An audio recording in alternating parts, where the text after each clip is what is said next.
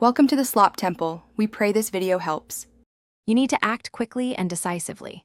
Apply firm, direct pressure with sterile gauze for 10 to 15 minutes. Do not peak repeatedly because that disrupts clotting.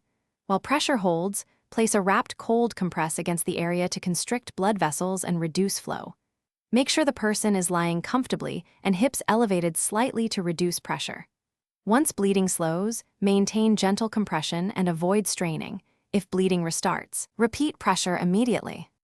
Once bleeding is controlled, you must clean and evaluate the fissure carefully. Use saline or clean water and mild, non-irritating swabs to remove blood and see the wound clearly. Avoid harsh scrubbing. Inspect for depth, ragged edges, or foreign matter that would prevent healing. If bleeding persists in small amounts, apply a topical hemostatic agent or sterile thrombin per instructions and press gently. Make sure to note the bleeding rate and size. Repeated or deep bleeding requires prompt medical attention. Finish by protecting the fissure to support clot stability and healing. Place a non-stick sterile dressing and secure lightly. Change it daily or whenever soaked.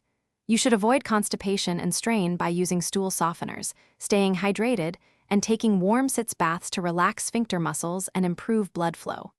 Make sure to monitor for signs of infection or recurrent heavy bleeding. If bleeding is heavy, persistent, or accompanied by fever or worsening pain, seek urgent medical care. Thanks for watching. Consider subscribing if we helped you.